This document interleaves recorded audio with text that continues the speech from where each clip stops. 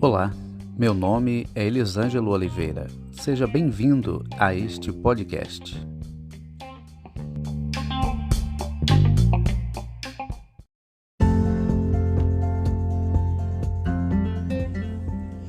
Casados ou colegas de quarto?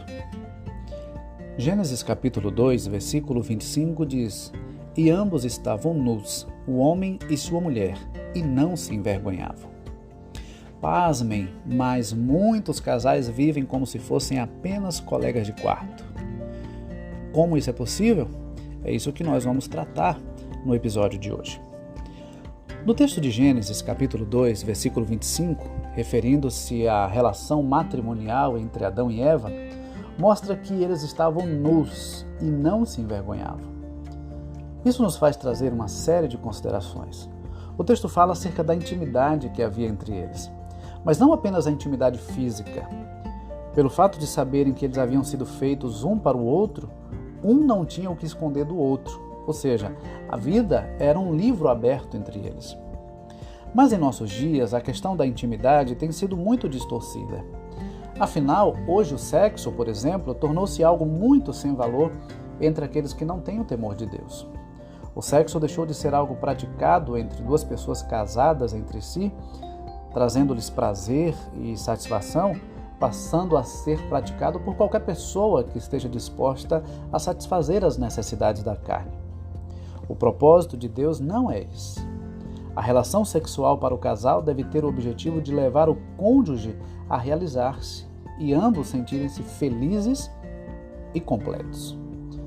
Como disse anteriormente, eu não quero abordar o assunto da intimidade apenas no aspecto sexual, mas quero falar também do dia a dia do casal.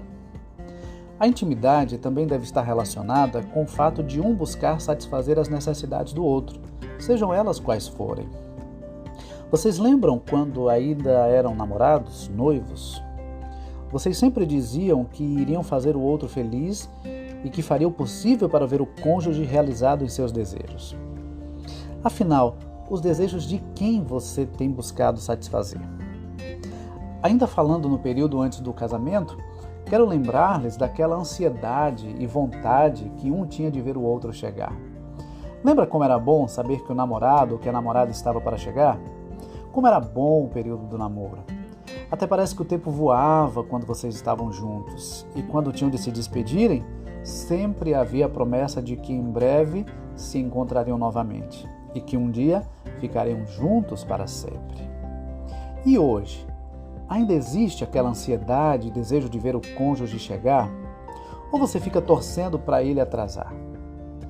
Há o desejo de chegar em casa e poder encontrar o esposo ou a esposa esperando? Interessante, né? Parece que isso já não é muito importante para alguns casais. Os colegas de quarto, eles apenas querem chegar em casa e descansar, sem dar muita importância para as outras pessoas que moram no mesmo local. Não há muito o que conversar, pois são apenas conhecidos e não têm nenhum compromisso além dos rotineiros, como, por exemplo, dividir as contas. Os colegas de quarto moram juntos apenas para dividir as despesas. O casal, no entanto, mora junto porque um dia decidiu tornar-se uma só carne com aquela pessoa que dizia tanto amar. Falando em amor, como está o amor entre vocês? Será que está tão em alta como era no tempo do namoro?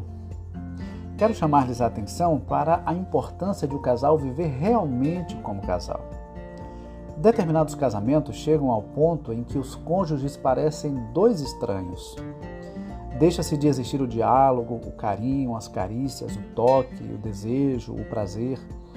O ambiente que deveria ser de intimidade e satisfação mútua acaba tornando-se num ambiente hostil e sem sentido. A frieza toma conta do casal a ponto de os cônjuges passarem horas e até dias sem dirigirem uma palavra sequer ao outro. O sexo, para alguns casais, passou a ser algo muito raro e, quando ocorre, nem sempre há o prazer mútuo.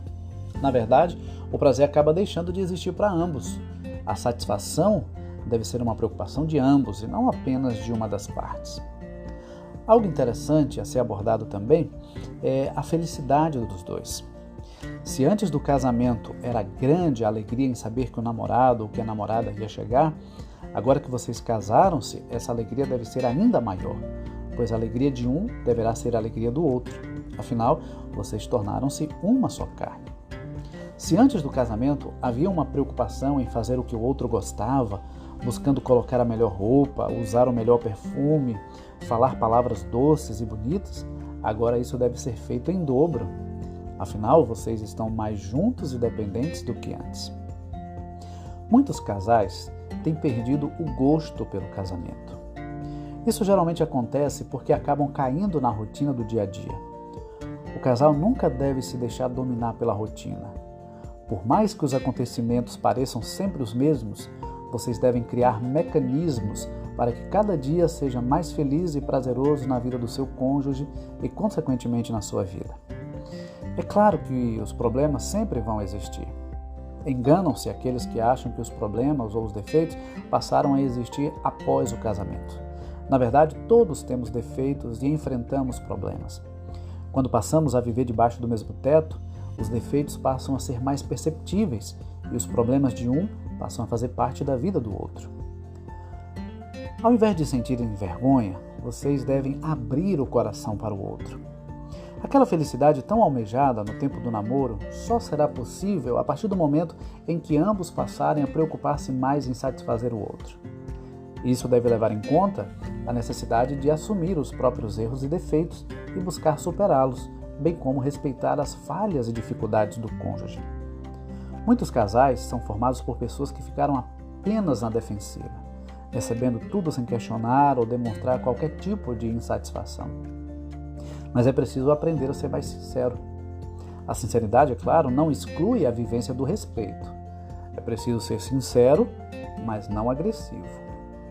A transparência entre o casal gera uma intimidade mais verdadeira, pois deixa-se de viver de faz de conta. Não adianta fingir que está gostando de algo se você não está realmente. Isso acaba gerando a infelicidade de ambos. Você pode tranquilamente mostrar a forma como gostaria de ser tratado, desde que isso ocorra através de um diálogo respeitoso, não através de imposições. Sendo assim, se você não costuma ouvir seu cônjuge, deve procurá-lo e pedir para que ele abra o coração. Também é importante haver a humildade em um momento de confissão mútua, onde cada um estará assumindo seus erros e pedindo perdão.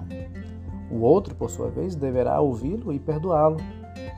Além disso, aqui vão outras dicas. Você, esposa, deve buscar fazer aquilo que agrada ao seu marido. Antes dele chegar do trabalho, prepare-se de tal forma que ele sinta-se feliz em chegar em casa e ficar ao seu lado. E você, esposo, busque fazer com que sua esposa sinta-se bem ao seu lado. Lembra daquelas surpresas que você fazia sempre durante o namoro? Por que não fazê-las novamente?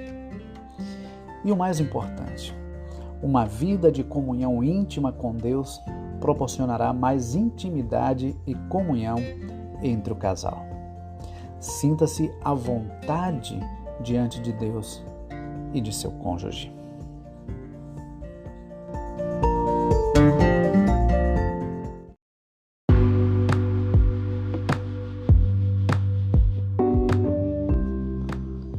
Obrigado por ter ouvido este podcast. Espero que você compartilhe este conteúdo com outras pessoas e também nos acompanhe nas nossas redes sociais. Um forte abraço e que Deus te abençoe.